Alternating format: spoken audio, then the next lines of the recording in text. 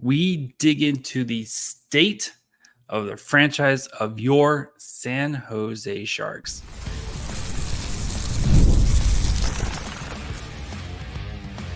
You're Locked On Sharks, your daily podcast on the San Jose Sharks, part of the Locked On Podcast Network, your team every day.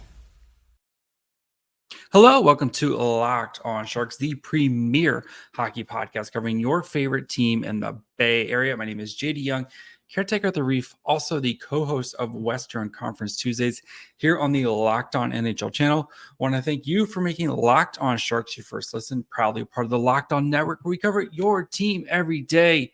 And if you want to be an everydayer, all you have to do is just follow wherever you get podcasts, or you can watch on YouTube as well.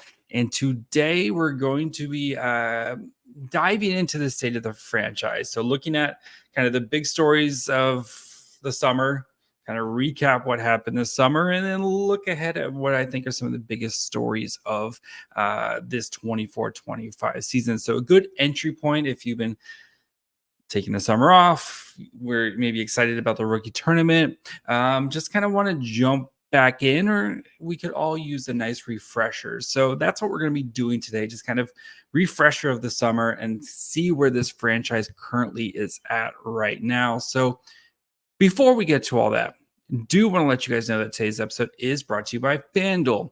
And now through September 22nd, all FanDuel customers can bet $5, get a 3-week free trial of Sunday Ticket from YouTube and YouTube TV.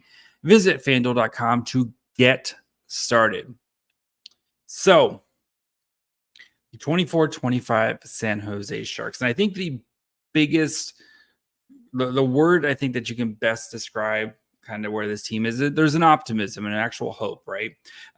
This team that last season was the worst team in the NHL by most metrics. They finished last in points, was one of the worst teams that we have seen in modern NHL history.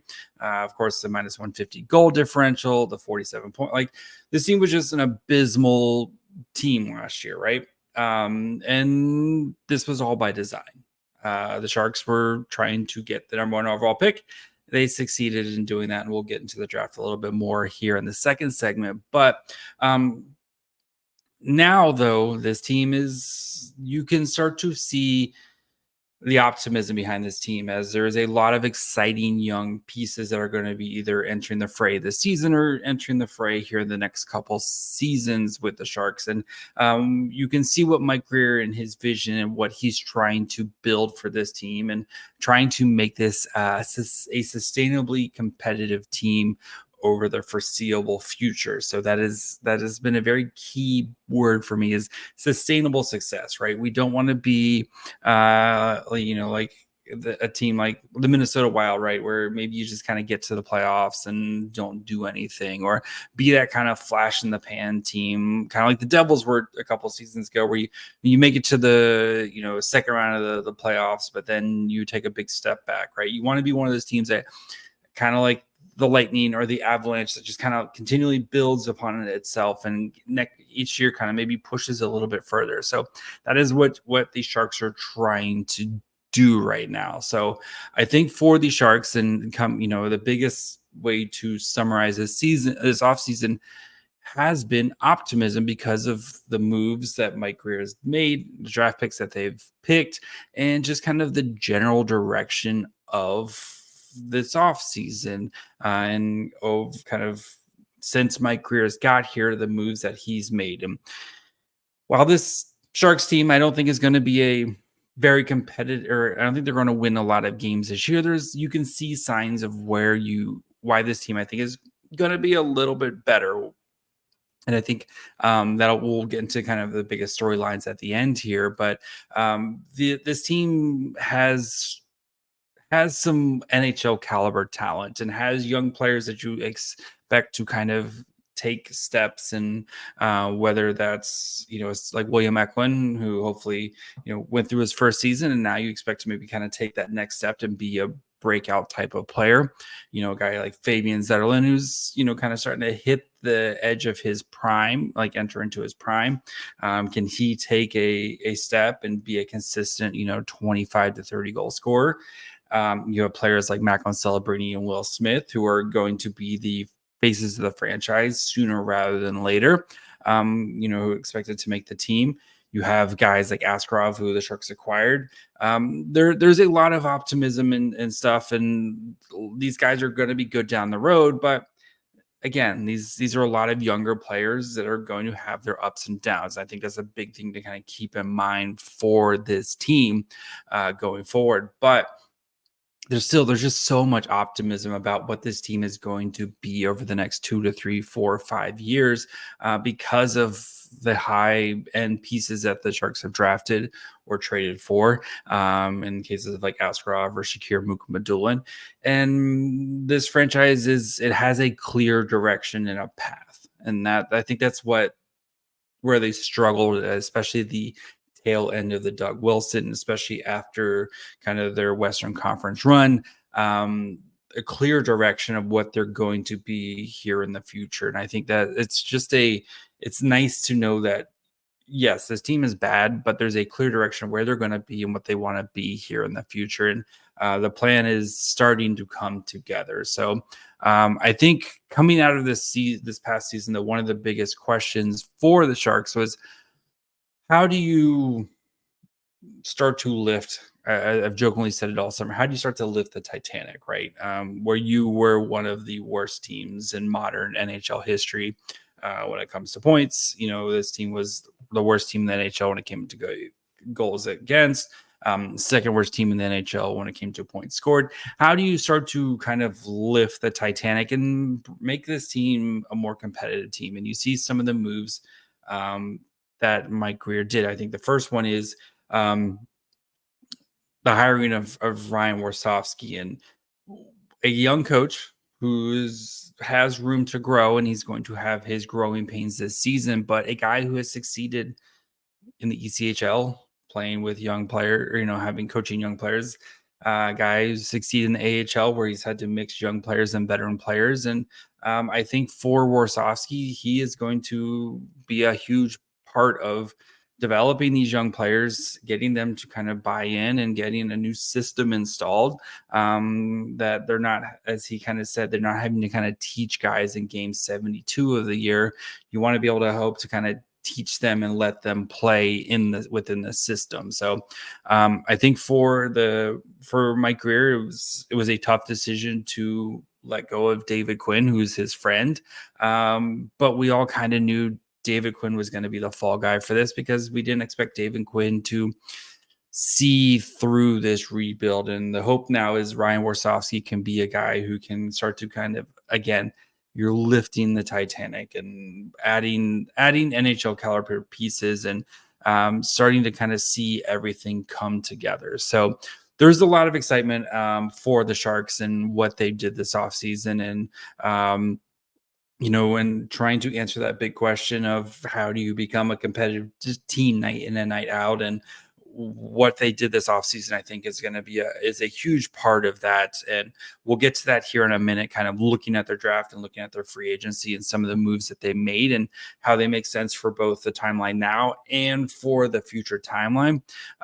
So we'll get to that here in just 1 minute. But I think, though, again, for Sharks fans, right, there's a lot of optimism, but you also have to be realistic in their expectations of what this team is going to be. This is still going to be a young team that is going to struggle through, a lot of nights, because they're going to have guys who are, 18, 19 years old leading the way for them.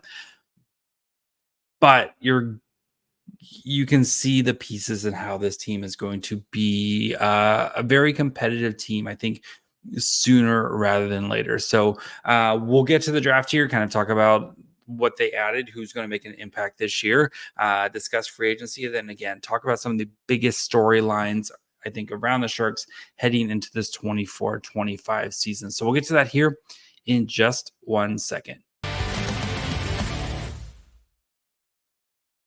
You've heard us talk a lot about FanDuel, America's #1 sportsbook. We have something a little different for you. Now through September 22nd, all FanDuel customers can bet $5 and get a 3-week free trial of NFL Sunday Ticket from YouTube and YouTube TV. So if you're like me and my beloved Dolphins, who are out of market basically every weekend. I can watch the Dolphins thanks to YouTube TV. All you need is a YouTube TV base plan. You'll be able to watch every regular season Sunday afternoon out of market game.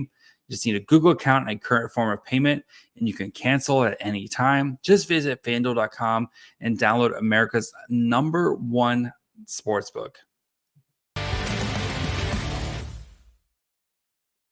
All right, so what did the Sharks do this offseason that brings so much optimism? And you have to start with the 2024 NHL Draft in Vegas, where the Sharks had the #1 pick, right? And they drafted Macklin Celebrini. Celebrini, who's expected to kind of be a Sidney Crosby light type of player, where he's going to be able to play strong in both zones, or all three zones. You've already seen, if you watch any of his, his game on Friday during the rookie tournament, or if you watched like any Macklin Celebrini, he is a player who can shoot, he can skate. He's a wizard in transition. He's going to be good in the defensive zone. Like, he is a legitimate #1 center projected for the Sharks. Playing in Boston University, he was the Hobie Baker winner last year, where he, as a 17-year-old, didn't turn 18 until a couple weeks before the draft. Like, Macklin Celebrini he is going to be the next superstar for the San Jose Sharks. And that is why you lost all those games last season, is to try to acquire a player like this, because this is the only way that you can really get players like this, is by drafting and developing them, right? Nathan McKinnon, Sidney Crosby, these guys just don't hit free agency, right? And it's impossible to trade for them, because you have to give up an arm, and you have to give up basically a franchise worth of stuff to get them, because they are franchise caliber players. The Sharks also, they drafted Sam Dickinson, defenseman, who's going to be playing with the London Knights this year. Igor Chernyshov, who is from Russia, who's also going to be playing in the CHL this year, dealing with a shoulder injury. Leo Saliwalenius, defenseman in Sweden. Carson Wetch, a forward playing in the WHL. Kristen Kirsch, a goalie, is going to be making his transition to the U.S. This season. Colton Roberts and Nate Miskey, 2 defensemen out of the WHL. And then Yaroslav Kordislav, who's a goalie over in Russia. So Dickinson, a lot of people projected him to be a top 10 pick. The Sharks got him at 11. And Igor Chernyshov, who a lot of people projected to be as a kind of a late teens, early 20s pick, fell because of a shoulder injury. So he's going to be missing kind of the first half of his season, but looks to be a really, really solid young player, guy who's already been playing in the KHL. And the production doesn't scream off the page, but if you watch him, he's a really solid two-way player who I think is going to you're going to see him light when he gets into the CHL playing for Saginaw. You're going to see him light it up this year because of the style that he plays. So the Sharks added a ton of pieces to their already deep prospect pool at the NHL draft. This paired, so Macklin Celebrini signed his entry-level contract, who will be on the Sharks this year. And Will Smith, who the Sharks drafted last year with the fourth overall pick, signed his ELC. So he will be playing with the Sharks. That's why there's so much optimism, is because you have these 2 young guys in Will Smith and Macklin Celebrini, who are both high-end picks, one being the first overall pick and the other one the 4th overall pick in a very, very deep draft class, star-studded draft class in that 2023 pick draft. These 2 guys are going to be kind of your first and second line centers for the next, hopefully, 15 years, because of just how good and how competitive and how special these players are. So that is a big reason why there's so much optimism, is because you have Will Smith and Macklin Celebrini going to be playing for the Sharks this year. Other big moves that the Sharks made this offseason, they were very active in the trade market once again. Before the draft, they acquired Jake Walman in a 2024 second-round pick from Detroit in a kind of a cap dump situation. Walman is a good defenseman who can transition the puck, which should help the Sharks a lot because that was one of the areas they struggled with a ton. And I kind of project Walman to be the power play quarterback for the Sharks, at least kind of heading into the camp. And we'll see more once we get into camp here in the next couple of days. They also traded for Carl Grundstrom from the LA Kings, where they swapped Kyle Burrows. And then they traded for Ty Dellandrea from the Dallas Stars, some bottom six guys who are going to be able to help kind of provide some depth and some grit and a little bit of scoring touch as well. Try to add a little bit more layers between kind of the top six and the Barracuda, which last year was a big problem because there just wasn't enough depth in that area. And they also brought back old friend Barclay Goodrow, who was placed on waivers by the New York Rangers, and acquired him by picking him up. So break out your Goodrow jerseys again. So those kind of some of the big moves that they did, at least trade wise or transaction wise. We'll get to another one here in a second. And then in free agency, the Sharks went out and added Tyler Toffoli, a 25 to 30 walking goal scorer every year. Guys bounced around the last couple seasons. They signed him to a 4-year deal at $6 million AAV. Guy who I think is going to perfectly complement Macklin Celebrini and what Celebrini does so well, which is create offense off the rush. Tyler Toffoli is one of the best scorers off the rush in the NHL.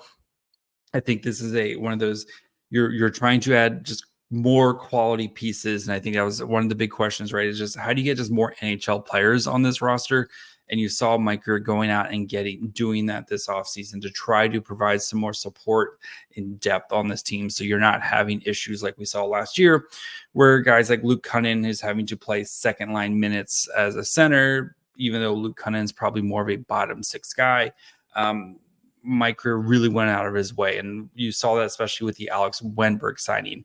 They signed a 2-year deal at $5 million AAV as some Logan Couture insurance because they wanted to make sure that you don't have the same issues at center depth this upcoming season. So now that gives you Mikael Granlund, Macklin Celebrini, Will Smith, Alex Wennberg, Nico Sturm, Barclay Goodrow. Like you have a slew of guys who can play center and kind of play up and down the lineup wherever you need them. So the Sharks did also add some depth on the blue line by trading for Cody Ceci. They traded young player Ty Emberson a little bit, and they also got a 3rd-round pick back in the 2025 draft for this. Ceci, who's going to he's much more of a established player than Ty Emerson. Emerson, who did have his ups last season and looked promising, also dealing with injuries last year. And for the Oilers, trying to have a young, cheap contract to play around their stars. And I think for the Sharks, for Ceci, he's a guy who can come in and just, again, you're trying to raise the level of play that we saw last season, and the defense just was not it. So we'll see what kind of CC and what his future is as he did the last year of his deal. And then the other big splash the Sharks made, trading for Yaroslav Askarov from the Nashville Predators. Askarov, who's either the first or second, depends on how you kind of rank him, goalie prospect in the NHL, kind of solves that last big question for the Sharks prospect pool of who's going to be the goalie of the future. Askarov was entering last year of his ELC, also signed a 2-year extension at $2 million at AAV. Is expected to kind of start the season with the Barracuda, but I wouldn't be surprised if he's playing a fair amount of NHL games this season. Askarov, who came up through Nashville, but was never going to be the guy after they re-signed UC Saros to an 8-year extension. He's got some questions when it comes to maturity, but is just uberly talented. And him and Shakir Mukhamadullin have been lifelong friends, and I think he's going to fit right in with San Jose and kind of definitely fit in with the timeline. So expect Askarov to, like I said, start with the Barracuda, but with Vitek Vanacek and Mackenzie Blackwood both in the last years of their deals, there's an easy path for Askarov to be playing meaningful NHL games this year and to be a NHL goalie in going into the 25-26 season. So Mike Grier had himself a summer by getting Macklin Celebrini, getting Askarov, guys who are going to make an impact this year for the Sharks, continuing to stock the prospect pool, and then adding NHL caliber talent, especially in the forward department, to help protect some of these young guys and not having to kind of ask guys to play so much out of position. So I think those are the big reasons why there's so much optimism about kind of where the Sharks are heading and where these guys are all kind of expected to slot in. So we'll look at some of the biggest storylines, I think, for the 24-25 season as we continue our state of the franchise for the San Jose Sharks, and why the future is teal. So we'll look at 3 big storylines I'm going to be tracking this season. We'll get to that here in just 1 second.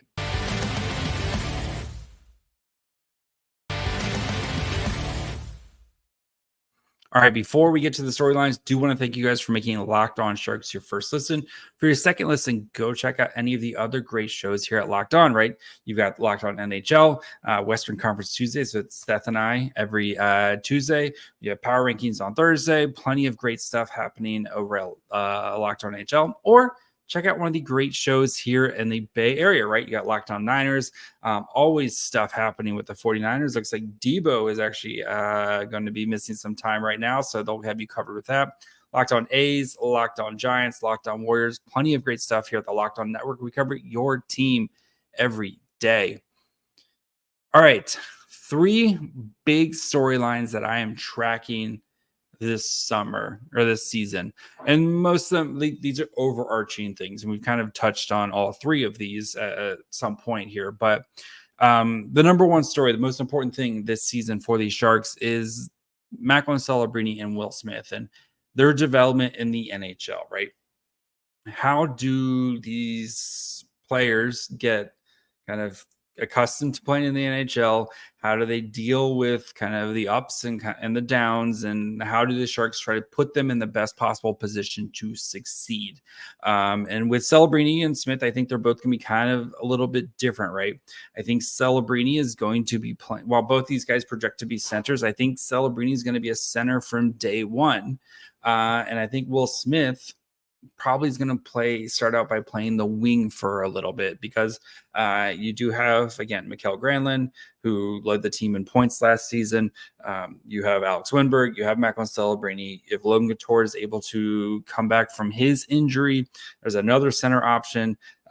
Luke Cunnin, who's played some center before, Nico Sturm, Barkley. Like, you have a ton of guys who have played center or can play center in the NHL. So how do the Sharks utilize these young players, put them in a position to succeed, and then manage their development? So that is the biggest story for San Jose. This is these guys' development. So we're basically every game we're going to be talking about Celebrini, Smith. What did these guys do?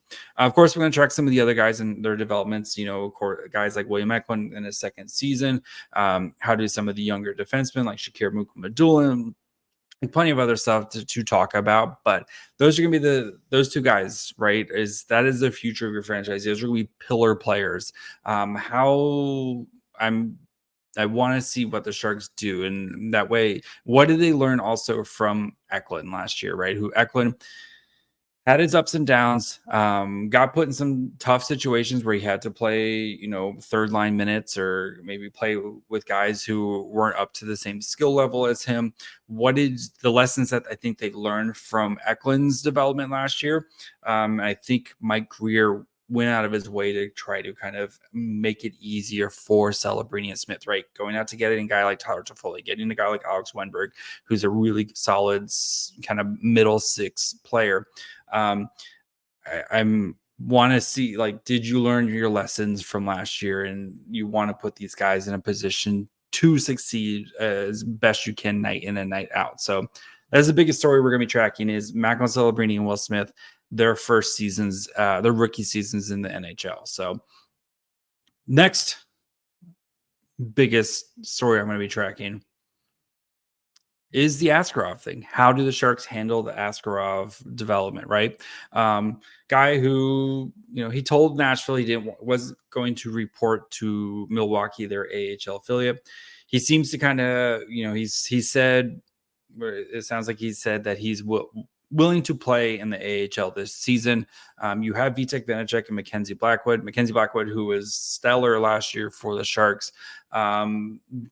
I know if you look at save percentage and goals against, like all that stuff, not the greatest, right?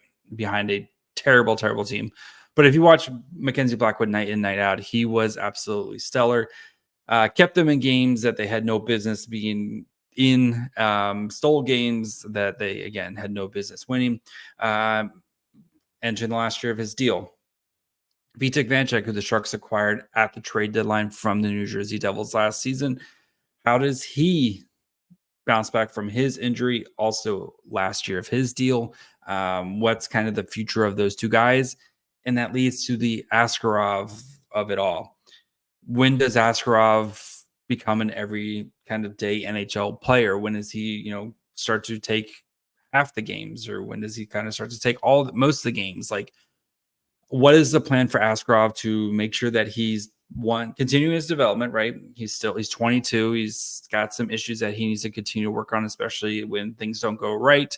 How does he kind of mentally stay in the game and not let things kind of explode on him? And then how is he playing in the AHL? And then how are you getting that taste of NHL games on a team that's still going to be probably pretty bad this season? So I'm curious to see, when do they let him play like once every 2 weeks? Do they, like in the NHL, how do they manage Askarov, or they just kind of let him play in the AHL? And then after the trade deadline, when you expect one of Mackenzie Blackwood or Vitek Vanacek to be traded, does Askarov just basically play the season out on the Sharks and then go back down to the CUDA to hopefully make a playoff run? Like, I'm very curious to see how they handle, or if the Barracuda are really good because of Askarov, do you just let him play down there and hopefully get some big time playoff experience, which is kind of the one thing missing off his resume right now. And then the third biggest storyline is, how does head coach Ryan Warsofsky kind of rebuild the culture, right? This team was brutal last night, and you saw many games where 5-10 minutes into the game, you just knew the Sharks had no chance. Like the game was over, right? And which led to your 10-1s, your 10-2s, your 7-1s, like too many of those type of games last year from under David Quinn. How does Ryan Warsofsky, who's dealing with a lot of the same guys, who was on the staff last year, how does he reset this culture and start to establish a winning culture with a bunch of players who are used to, or maybe not used to, but who lost a lot of games over the past couple seasons?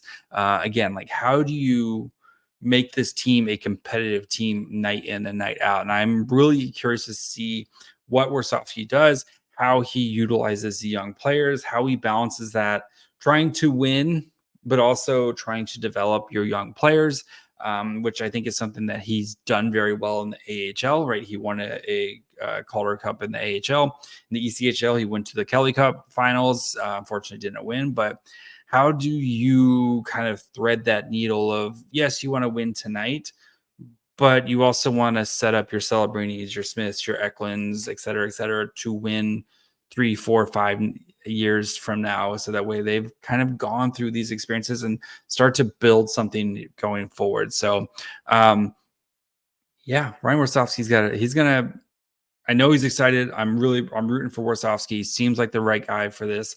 But he's got a big challenge again, also going from it as kind of that buddy assistant coach to being the head coach. And he's talked about this before of like, just, You have to be the same guy because the players are going to read right through you, right? He's spent too much time with these guys being here the past 2 seasons, but he's going to have to try to set something new on a team that has not had, any sort of winning since pre-COVID. So big challenge for Ryan Warsofsky and the Sharks. So that, I think, is the state of your 2024-25 San Jose Sharks. A lot of optimism of what's going to be ahead. Still probably a lot of painful, nights going forward of losing, but I think there's going to be a more competitive team.